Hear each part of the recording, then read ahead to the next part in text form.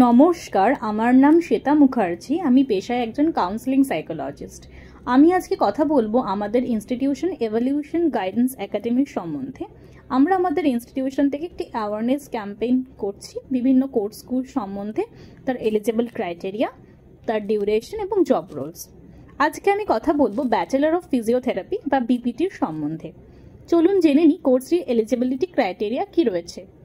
এক্ষেত্রে ক্যান্ডিডেটকে অবশ্যই 10+2 এর বোর্ড এক্সাম পাস করতে হবে এবং তাকে সায়েন্স সাবজেক্টটা রাখতেই হবে এবং তাকে জেন পাস ইউজি এক্সামিনেশন পাস করতে হবে এবং অবশ্যই ক্যান্ডিডেটকে ফিজিক্স কেমিস্ট্রি বায়োলজি রাখতেই হবে তার মেন সাবজেক্ট হিসেবে এবং তাকে 10-12 এর এক্সামে 50 বা 60% পেতেই হবে এবং কোর্সটির ডিউরেশন হচ্ছে 4 বছর।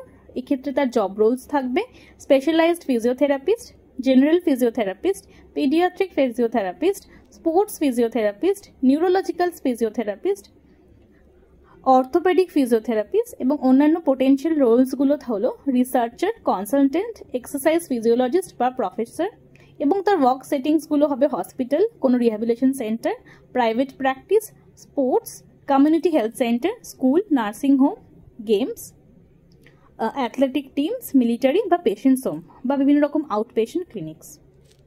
ধন্যবাদ।